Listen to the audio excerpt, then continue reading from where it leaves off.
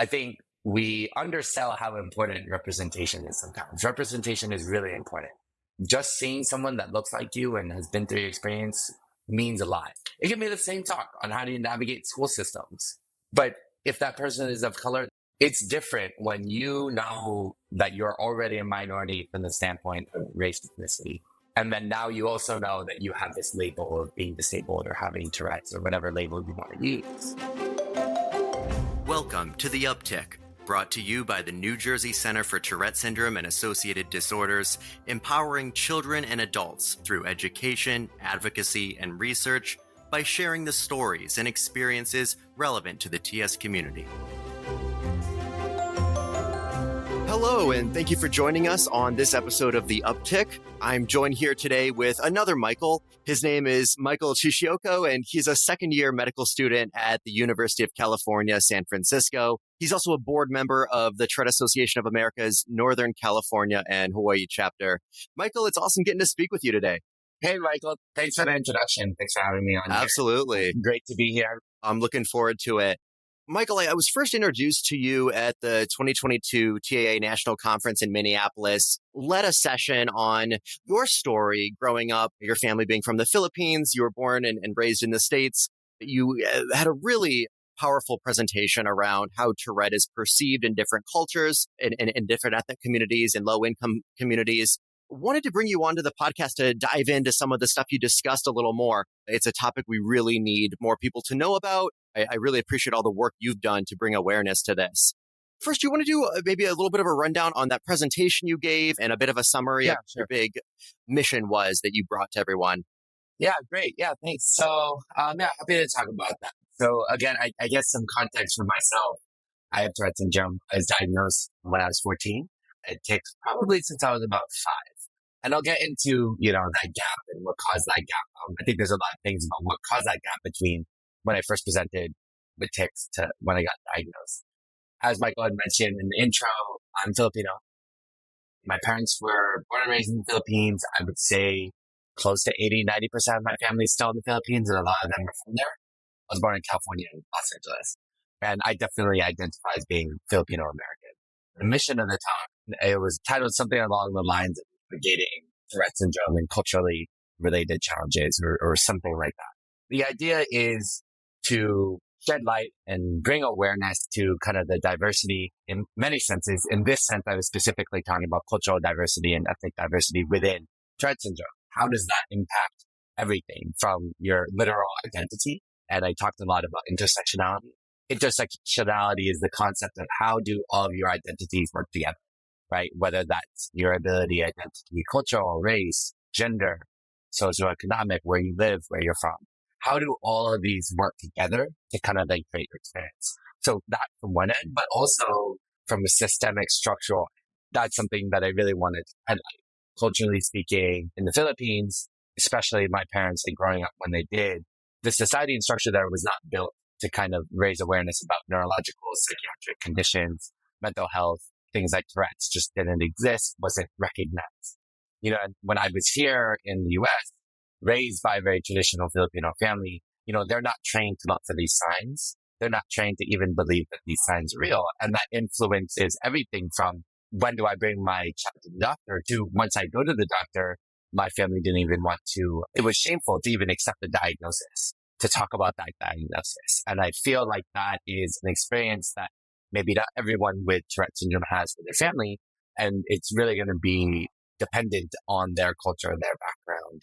And I think as a community, it's something we need to be aware of when we're supporting families. If we're treating patients, we need to be aware of where they're coming from and their family environment.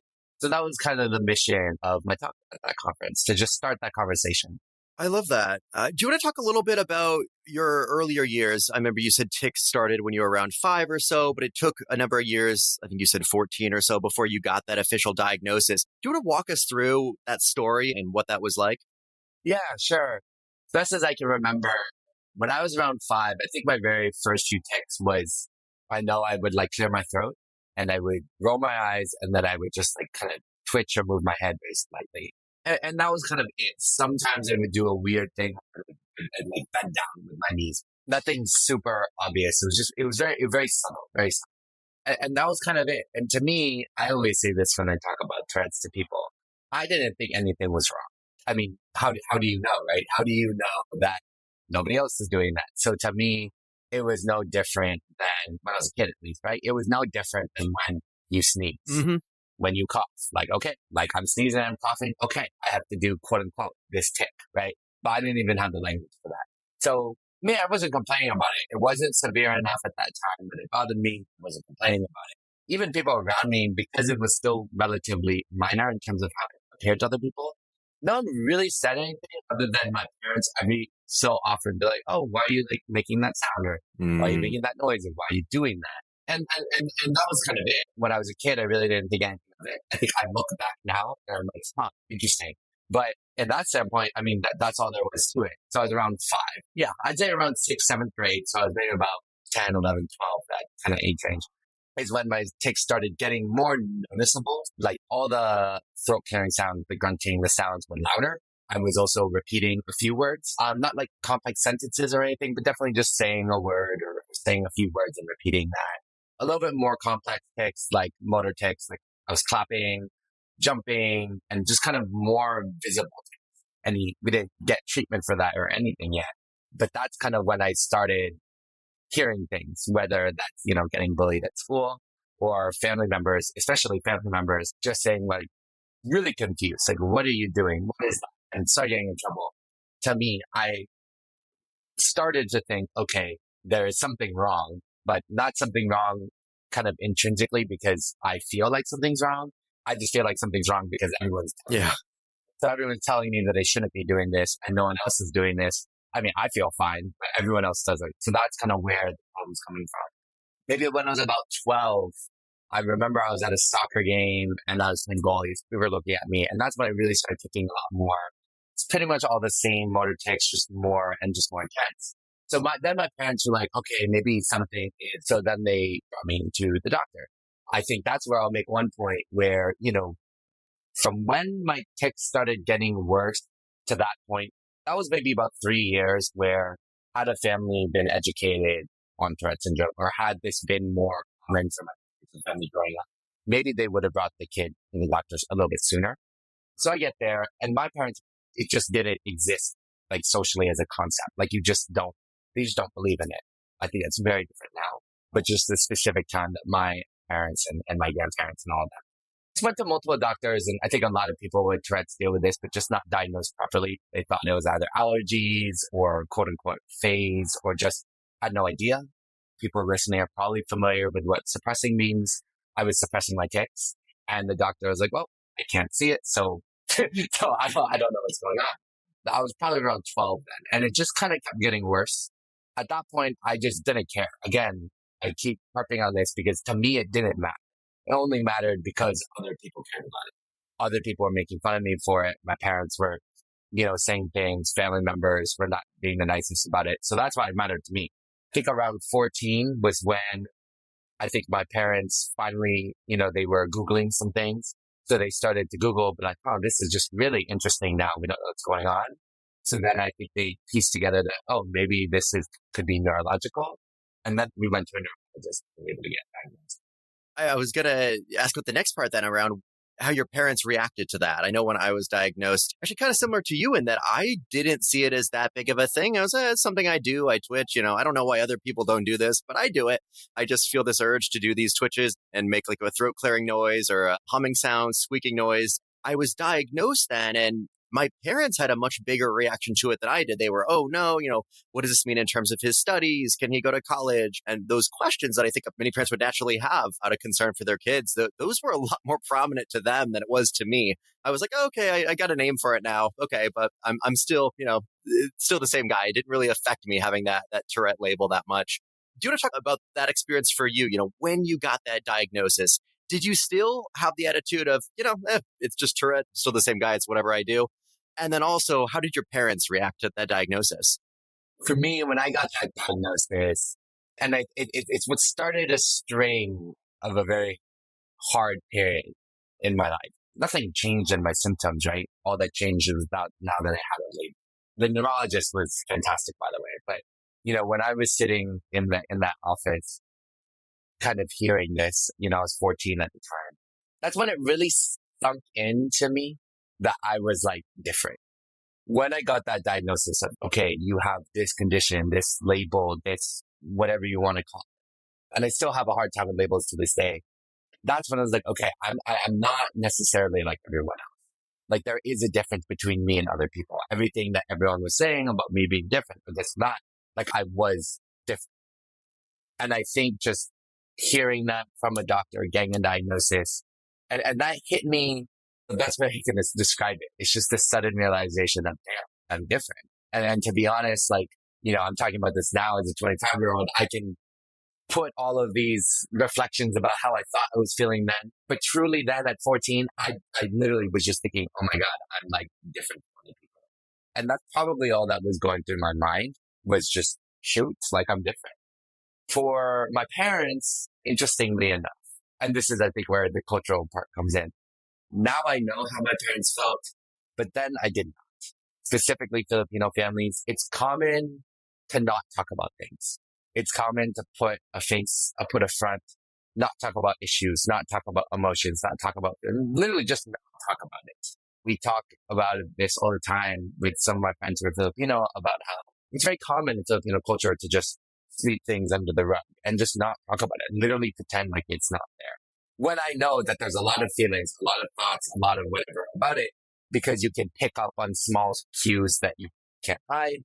And because, years later, right, almost 10 years-ish, more than that later, I had conversations with people. So now I know what was really going on. But in that moment, they didn't really say anything to me. They're like, it's okay, it's fine, and call it a day. But I know it's clearly not fine when I see them feeling stressed out, or when I see family members whispering behind their back, talking about me. I know my mom was like taking videos of me because she was trying to study it later to try to figure out what was going on. Or I will, walk into a room and then like I'll see everybody talking and then all of them will just be silent and change the topic. And I'm like, well, you're clearly talking about me. But to my face, everyone is like, you're fine. Everything's okay. Blah, blah, blah, blah, blah, blah, blah. And it was this weird sense of, combining that with what was going on in my head of me really feeling different. That's when it really was like, okay, like there is something wrong, but I don't know what's wrong. And again, I keep going back to this whole thing of, I feel like a lot of people's experience with Tourette's internally, we never felt like something was wrong. We feel like we feel like it was wrong because of what society around us told us and how they shaped it. And that's when I really started realizing, this is what I'm navigating. This is what I'm dealing with. I don't like sharing too much specifics about this when it's being disseminated out because I don't want people to think my family is bad. Oh, absolutely not. No. Right. My parents, they didn't know what to do. They didn't know how to defend me from family members who would make accusations or say certain things, or a lot of this like conflict was happening. And I'm just kind of sitting there and I'm like, And, again, culturally, like kids don't speak up to parents. In Filipino culture, like if you're older, what you say is right. It doesn't matter if what you're saying is completely wrong. It doesn't matter. You're right. In my later years, maybe like 16, 17, I started speaking up. And that was not necessarily well received. I was like, no, I don't care. I don't care if I'm 16, 17 and you're 40, 50, whatever. But what you're saying is not right. What you're doing is not right. Like literally thinking that I was faking it and this and that.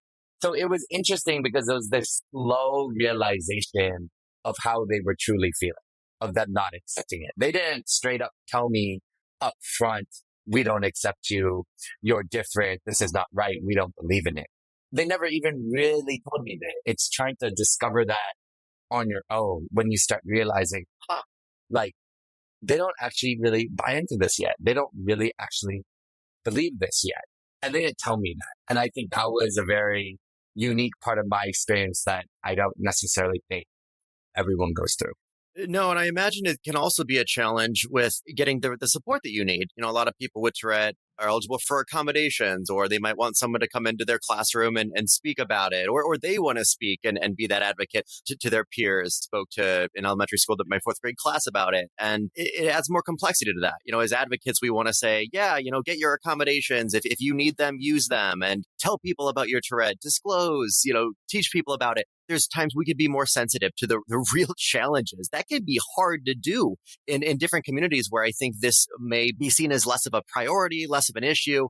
I've spoken with people with Tourette that are part of lower income backgrounds where their parents, they may get the Tourette's and see that it's a challenge, but it's not a prioritized challenge. You got to put food on the table. You got to get a job. You got to, get good grades. Like, I know that you have Tourette's, but let's talk about the bigger things that we have going on as a family.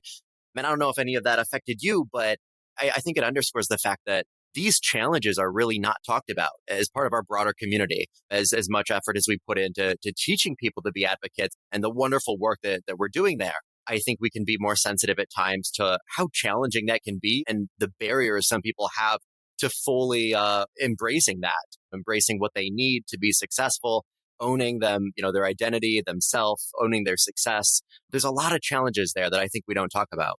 I think you bring up an interesting point if coming, involved with the TAA. And if we're coming from this perspective of how do we support the whole community, I think something that I've noticed is, I'll tell a story. I was at one of the conferences and I was one of 3 people of color. Let's not dance around the bush. Let's just say it how it is. So I was there and I was in the audience and one of the speakers was kind of starting a talk. I don't even remember what the talk was about. Only remember the first 5 minutes. Led with something along the lines of talking about, okay, as people with Tourette syndrome, we face a lot of misunderstanding in society, yada. But then started with, but what you need to remember is that everyone in your family, they all understand and they all support you always. And I paused. I didn't even let the guy continue. I raised my hand and I said, well, that's just not true. And for me, it was very culturally charged because I was like, I know this is not your intention, but I was like, listen, like in my culture, this was not seen as a good thing. My parents did not want to necessarily right away help. They did. There were definitely some family members who it took them years to come around. And I said, probably my biggest challenge was navigating home, not even necessarily navigating school. I mean, navigating school and all that was hard. Don't get me wrong. But what was even harder was knowing that I couldn't come home and feel safe. Whereas there's a lot of families I see where, home is probably the only place where their parents understand. And that was at a conference hosted by the TAA to support young adults. I was just like, come on, like we need to be better about this because first of all, not make generalizations, but also just understand the breadth of our experience. And not everyone's family is going to be so eager to reach out and then get all of the resources. That does not mean that there's nothing we can do for those families. But, just setting up conferences and setting up things like that, some families are not going to go to those. And how do we outreach these communities? Or do they want these outreach? Or how can we come up with different ways to reach more broader, diverse families and different communities? And I think that's something you can see that in the programming. You can see that in the type of resources that are available because it's catering to a specific type of individual and experience. It's such an underappreciated point there. It's complicated because we do know on the one hand that Tourette is seen across all cultures, ethnicities. It's seen around the world. Anyone can have this, anyone from any group can have Tourette. However, at the same time, it's so underdiagnosed and I'll say it like the research is largely all done on little white boys for Tourette, for ADHD, and Western, American boys. So while we know that, yes, okay, Tourette it can come up anywhere in the world, in any culture, so much of our understanding of it, our awareness, even the statistics around it, the boys being 3 to 4 times more likely to have it than girls, all of that it comes from a context of, we did our research on, in American universities, looking at the boys that happened to come in to the research centers or to their doctors and got that diagnosis.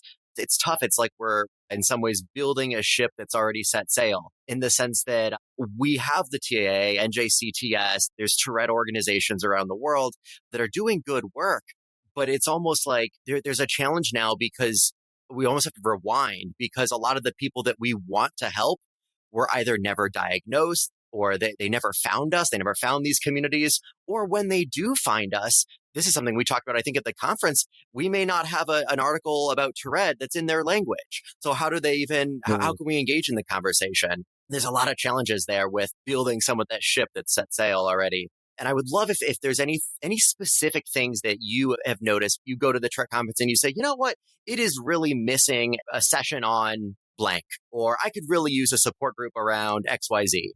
Anything like that come to mind where there's like a glaring gap where you think we could do better as a community? Yeah, I mean, I think in general, we talk about this in medicine a lot when it comes to identity, patient, physician concordancy. The very simplified way of describing that literally is just when your physician or someone you're talking to is someone that you can relate to. So either looks like you or has the same walk of life, you feel like you can trust them more. You feel like you can relate to what they're saying and you feel like you want to listen to what they're saying more. I don't really know any like staff or leaders within the TAA or many speakers that are Asian. Like, I mean, I really trying to name you a staff member that has worked in the TAA in the last 10 years since I've been involved as speakers. Maybe I can name you one. There's not a lot. I mean, that's the very thing right there and then is representation is important in our community, whether that's the physicians or our different resources and our different centers who are leading these groups.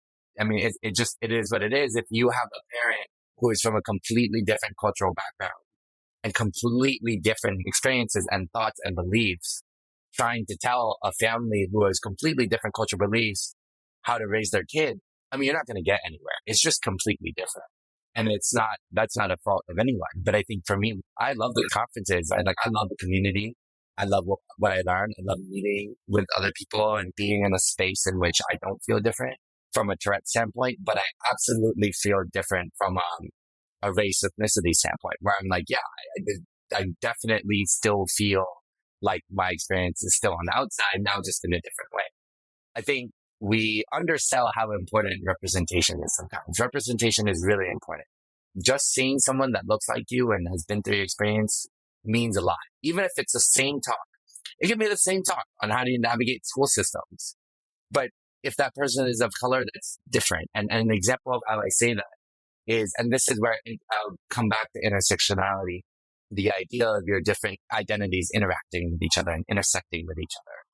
It's different when you know that you're already a minority from the standpoint of race ethnicity. And then now you also know that you have this label of being disabled or having Tourette's or whatever label you want to use. Now you're in school, you're going up to a teacher and you want to ask for accommodations for Tourette's and you know you're different already just based on your skin color. It's a lot harder to ask for accommodations. And then let's say you're not getting those accommodations. It's even harder to now feel like you want to advocate because now you're trying to overcome multiple areas of like, okay, I'm not like you, I'm different. And I think that's something that we don't talk about. I think that's something where having representation will matter because if someone from my background, someone who I know has been through some of the things I've been through culturally, racially speaking, is telling me, okay, go to an institution and talk, I can trust that more because I know that you are thinking about what I'm thinking. And it was interesting because the few other people there at that conference that were of color, I talked to them afterwards. We were like, yeah, like the programming is skewed to a certain type of experience. And it's nothing against that experience, but we need to remember and be careful and culturally sensitive about the other experiences that are out there that just don't have the voice or representation in our community quite yet. The representation piece is really important. I think of being a kid and just the need to have a role model that you can look to. For me as a white guy in America, it was easy to find adults that were white and male and had Tourette's and ADHD. I could look anywhere. Finding those people was never a challenge. The point you made around people in other ethnicities coming to the conference, giving the talks, being the spokesperson, and the attendees see that. You know, it has that effect of, oh, I can be you, or I can relate to you, or I take you seriously. You get me. You understand my experience. I think it's so important.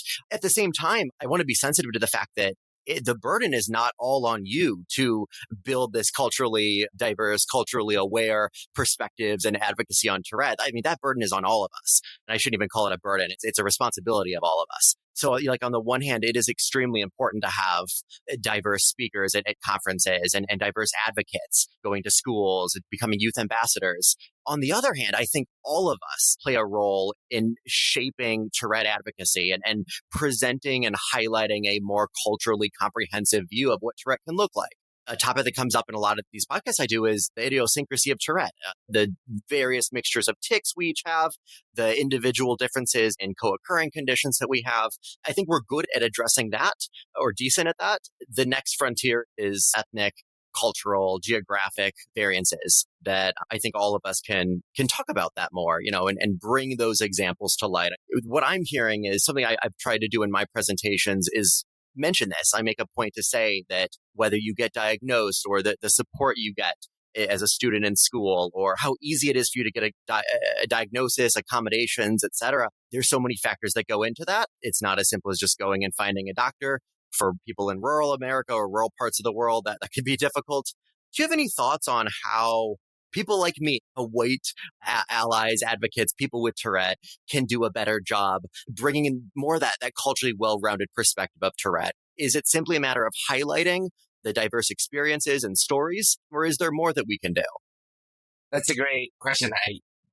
I wish I had the answer to that, but if I had the answer to that, we wouldn't be here talking about it right now. But the problem of race and ethnic representation and equity, that's not exclusive to Tourette syndrome, right? I mean, that's just in our country. That's in our world. That just exists everywhere.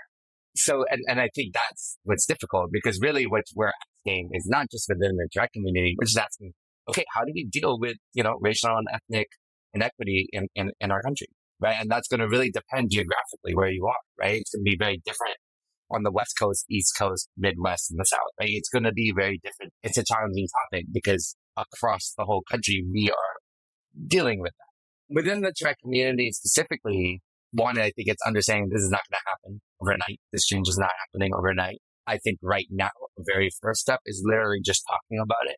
I've, talked about it with you, with a small group of people, but I don't think we're there yet. I don't think we've really talked about it that much. We need people to know that this is a problem.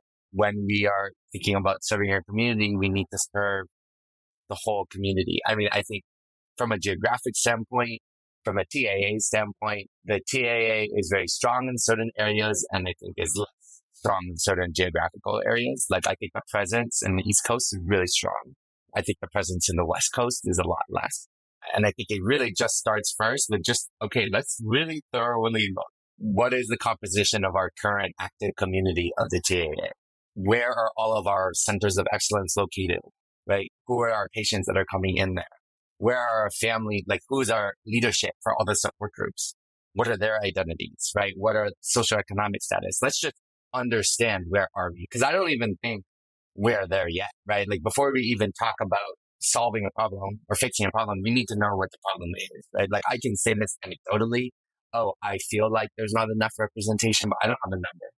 I don't know. But I think first it's really just, understanding the problem and talking about it and really bringing it to light, if that makes sense. It does. I had an HR background. I worked in HR consulting, and I remember learning in grad school that a professor put it well. We were talking about building more inclusive organizations. The lecturer of the class was chief diversity officer at, was it MetLife? It was an insurance firm. I remember her saying that it's not as simple as just, okay, let's offer these benefits. You can't jump to the chase. You have to understand your people first. Do those pulse surveys, the engagement surveys, look at the demographics and trends of your organization. You have to know your audience, you know your employee population before you can even know what the challenges are and where to allocate your efforts. I think that this is really part of the solution, is showing more of the faces, telling more of the stories. I'm fine with my Tourette. These days as an adult, my ADHD causes more of a challenge in my life than my tics do. Yeah, I twitch and it does cause me some chronic pain. It can be embarrassing at times, but for the most part, I'm privileged in that my case is more mild. It's the co-occurring conditions that can be a bit of a challenge sometimes. And I think the more people can see that, and see those different, treating the patient holistically, because for other people, it's different. I'm sure we both know people with Tourette where it is the tics that are the most prominent, challenging feature. It's really getting to know each person for what they bring, and then taking from the medicine what we need from it. And from the social side, the psychological side, embracing that too. I can see Tourette as a superpower while simultaneously saying, yeah, it causes some problems and I need to see a doctor about that. It's both. It's complicated. Any other thoughts or questions here or things that are on your mind? Really, just thank you for inviting me on here. I think it's really nice to talk about these things. I think I'm always happy to talk about this stuff. And I think it's important. about representation, about advocacy, and also about, coming up with solutions. Like I think as a community, we always want to jump right away to a solution. Let's just do something. But it's not that easy, right? We need to understand what we're dealing with. We need to understand the problem. We really need to understand to really come up with a nice, thoughtful, thorough solution that actually works. So, I appreciated the conversation and thank you for having me on. Awesome. Well, I like to end these with a question that I give to everyone. What's one piece of advice that you would give to someone with Tourette?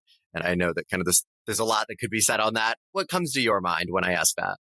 Listen to and trust yourself. So much of our experience in our lives with Tourette's is shaped by other people. It's shaped by this person that made fun of me, or that person who said I couldn't do this. Those people who said I could never be XYZ, all of that crap that you have to deal with out there. And it's very easy to forget about literally yourself and what you think. How do you feel? What do you think? What do you want? Even when we're talking about advocacy, sometimes, I'll sit down and ask myself, like, I'm speaking on a podcast or I'm going to give a talk. Am I giving this talk for myself or am I giving it for other people? And that's something I have to ask myself. And sometimes it's a mixture of both, but reminding ourselves that we can do things for justice. Sometimes we advocate because other people don't understand. But like you had said earlier, it's not always our burden and responsibility to do that. And I think being kind to yourself and being like, it is okay to just be like, you know what? I know that I'm fine. I know that there's nothing wrong with me. If other people don't want to accept me, that's on them. And that's okay to put that responsibility and that burden. It doesn't always have to be on us. And I think it's just a nice reminder to remember that, to just trust yourself and listen to yourself, because I know it can be really hard to do that when all of this is going on around you. Absolutely. Well put. Well, Michael, thank you so much for your time and good luck in med school. Thank you. Take care. Thank you for listening to The Uptick, brought to you by the New Jersey Center for Tourette Syndrome and Associated Disorders, empowering you to stretch the boundaries to live your best life. The NJ Center for Tourette Syndrome and Associated Disorders, NJCTS, its directors and employees assume no responsibility for the accuracy, completeness, objectivity, or usefulness of the information presented on this podcast. We do not endorse any recommendation or opinion made by any guest, nor do we advocate any treatment.